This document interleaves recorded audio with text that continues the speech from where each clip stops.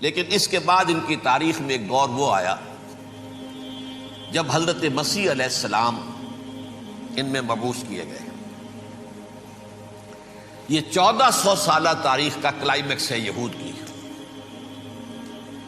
جب کتاب انہیں دی گئی تھی تورات حضرت موسیٰ کے ذریعے، وہ 1400 قبل مسیح کا واقعہ ہے۔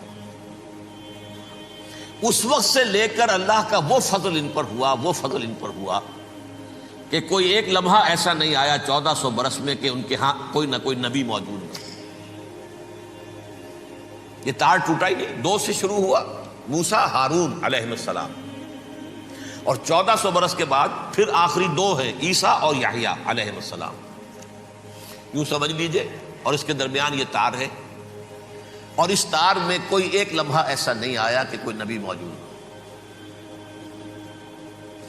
اس میں اتار چڑھاؤ بہت سے آئے ہیں، اس کا وہ میرا موضوع نہیں ہے۔ اس وقت قبل مسیح کی تاریخ جو ہے وہ میرا موضوع نہیں ہے۔ قرآن مجید میں سورہ بنی اسرائیل کے پہلے رکوع میں اس کا تذکرہ موجود ہے۔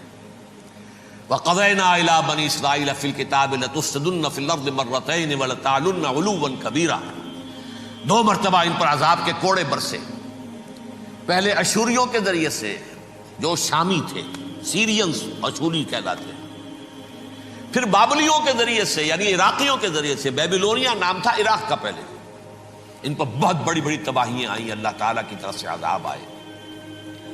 اس کے بعد پھر دوسرے دور میں دوسرا اقتدار کا دور آیا، خربستیاں بڑھ گئیں، تو پہلے گریکس کے ذریعے سے، یونانیوں کے ذریعے سے، اور پھر رومیوں کے ذریعے سے انہیں پسوایا گیا۔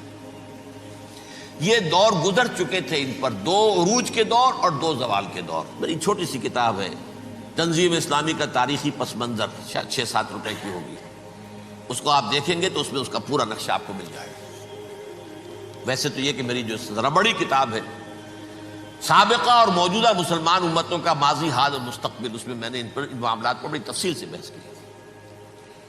بہرحال یہ جو دور تھا ان کا 1400 سالہ، وہ اونچ نیچ سے ہوتا ہوا جب آیا ہے حضرت مسیح کی بعثت پر، تو ان کی شرارت کی انتہا یہ ہو گئی کہ اللہ تعالیٰ نے مسیح کو رسول بنا کر بھیجا، رسولاً الی بنی اسرائیل۔ حضرت موسیٰ اور حضرت عیسیٰ کے درمیان رسول کوئی نہیں ہے، سب نبی ہیں۔ حضرت موسیٰ رسول تھے اور حضرت عیسیٰ رسول ہیں، درمیان میں داؤد ہو، سلیمان ہو، یشعیاہ ہو، زکریا ہو، یہ سب نبی ہیں، یحییٰ نبی ہے، رسول نہیں ہے، لہذا وہ شہید کر دیے گئے۔ رسول شہید نہیں ہو سکتا، قتل نہیں ہو سکتا۔ لیکن عیسیٰ اور موسیٰ کے درمیان 1400 برس ان کے جو ہیں، اس کا کلائمیکس ہے حضرت مسیح علیہ السلام کی بعثت، اور حضرت مسیح علیہ السلام کو جسے اللہ نے اپنی روح قرار دیا، روح منہ، کلمتہ القاہا الی مریم، اللہ کا کلمہ، عظیم ترین معجزات۔ انہوں نے کیا کہا؟ یہ ولد الزنا ہے، حرام زادہ ہے، معاذ اللہ، نقل کفر نہ باشد، یہ جادوگر ہے، یہ مرتد ہے، یہ واجب القتل ہے۔ اصل حکومت اس وقت رومیوں کی تھی حکومت، لیکن انہوں نے انہیں آٹونومی دے رکھی تھی، اپنے مذہبی معاملات تم خود طے کر سکتے ہو۔ تو کائفاس جو اس وقت کا ان کا ہیڈ ربائی تھا سب سے بڑا، اس کی عدالت نے فیصلہ کیا مسیح کو سولی چڑھا دیا جائے۔ پائلیٹس پونٹس، اس کے پاس ان کی ازداشت پہنچ گئی، یہ ہمارا مجرم ہے مذہبی، یہ مرتد ہے، یہ کافر ہے، یہ جادوگر ہے، یہ واجب القتل ہے، اسے قتل کرو، سولی چڑھا دو۔ خیر وہ لمبی بات ہو جائے گی، اس نے تو اپنے ہاتھ دھوئے کہ صاحب ہمارے پاس کوئی جرم نہیں ہے اس کے خلاف، تم کہتے ہو تو ٹھیک ہے، سولی چڑھا دیتے۔ یہ دوسری بات ہے کہ اللہ نے حضرت مسیح کو اٹھا لیا آسمان پر، ان کی جگہ وہ شخص سولی چڑھا جس نے غداری کر کے گرفتار کروایا تھا، جوڈاس اسکیریوٹ، اس کی شکل اللہ نے بدل دی حضرت مسیح کی سی، اور حضرت مسیح کو فرشتے اٹھا کے اوپر لے گئے، وہ زندہ آسمان پر اٹھا لیے گئے۔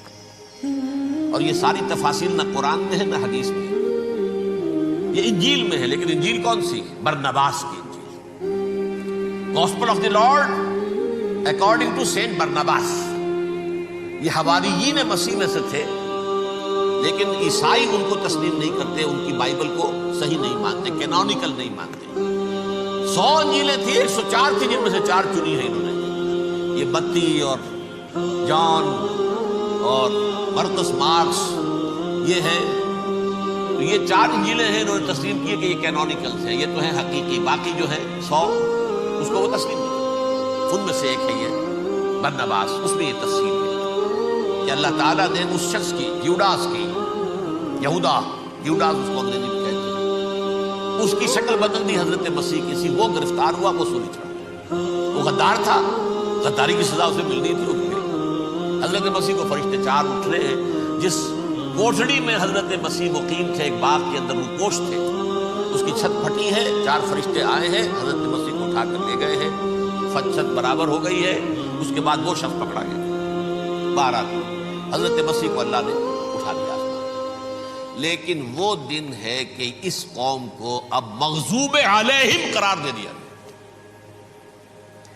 نوٹ کر لیجیے، اصل میں تو ہونا یہ چاہیے تھا کہ رسول کی جان کے در پہ جب کوئی امت ہو جاتی تھی تو اللہ کا قاعدہ یہ تھا کہ اس امت کو نسیہ منسیہ کر دیا جائے۔ حضرت نوح کی قوم کو ختم کیا یا نہیں؟ حضرت ہود کی نگاہوں کے سامنے قوم عاد برباد کی گئی یا نہیں؟ حضرت صالح کی نگاہوں کے سامنے قوم سمود برباد ہوئی؟ یہ اللہ کا قاعدہ رہا۔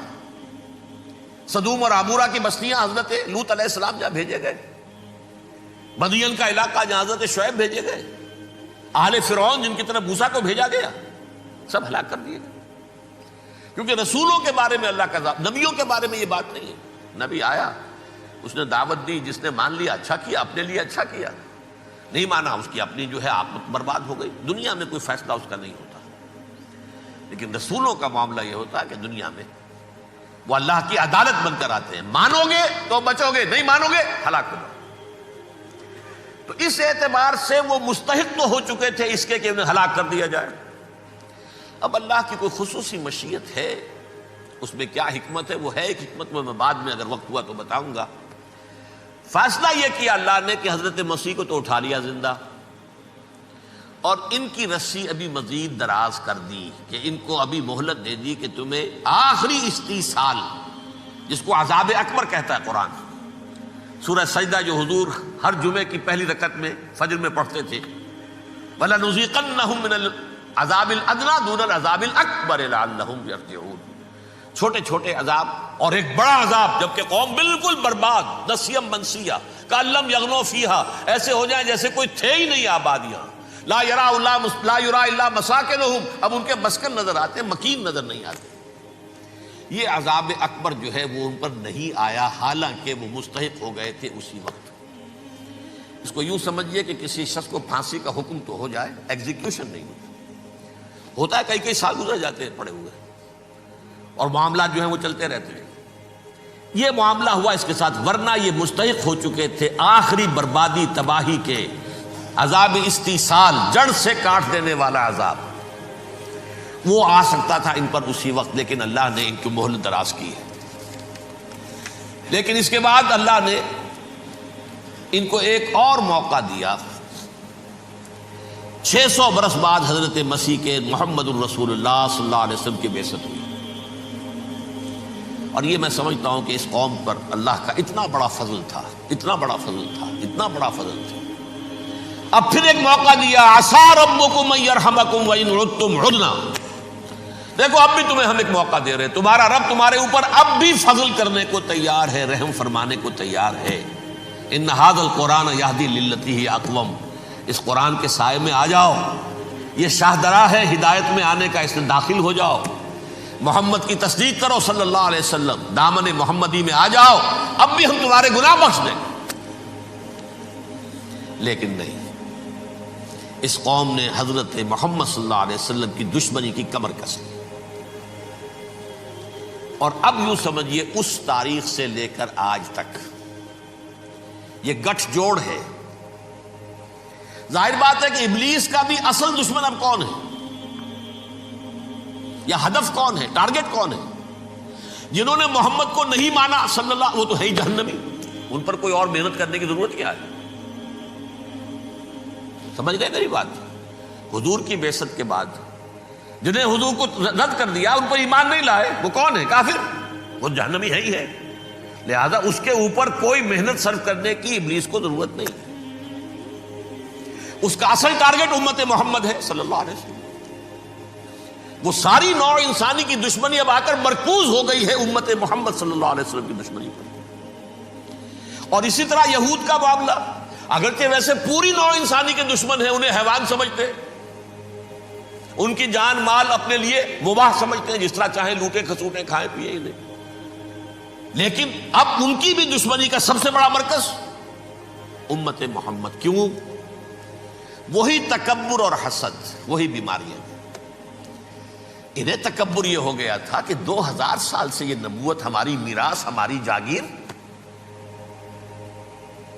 بنو اسرائیل کے اندر سینکڑوں نبی آئے، 3 کتابیں اللہ نے ہمیں عطا کی، یہ کہاں سے آ گیا محمد صلی اللہ علیہ وسلم؟ معاذ اللہ ثم معاذ اللہ۔ یہ امیین میں سے، یہ جنٹائلز میں سے، یہ گوئنز میں سے، یہ حقیر ان پڑھ، کہاں ہم کہاں یہ نہیں تسلیم کریں گے۔ حالانکہ قرآن کہتا ہے یعرفونہ کما یعرفون ابناہم، ان کے علماء ایسے پہچانتے تھے حضور کو جیسے اپنے بیٹوں کو پہچانتے ہیں کہ یہ آخری نبی ہے، لیکن تکبر اور حسد کی آگ میں جل اٹھے۔ اب ان کے بھی دشمنی کس سے ہے؟ محمد اور امت محمد صلی اللہ علیہ وسلم۔ یہ گٹھ جوڑ ہے۔ اب دیکھیے، یہ ہے میری گفتگو کا اب تک کی گفتگو کا حاصل، یہ گٹھ جوڑ، ایک غیر مرئی دنیا، انویزیبل دنیا کا ابلیس لعین اور جنات میں سے اس کے لشکری فوج، انسانوں میں سے ویسے تو اور بھی بہت جگہ اس کے ایجنٹ ہیں، مسلمانوں میں بھی ہے، لیکن بحیثیت قوم، بحیثیت مجموعی، ایک پوری قوم، ایک پوری نسل جو ہے اس کے ساتھ گٹھ جوڑ ہے۔ ان دونوں کی گٹھ جوڑی کے ساتھ یہ دشمن دون ہیں انسانیت کے، پہلا دشمن ابلیس لعین، عزازیل لعین، اور دوسرے دشمن یہود ملعون۔ صلی اللہ علی محمد صلی اللہ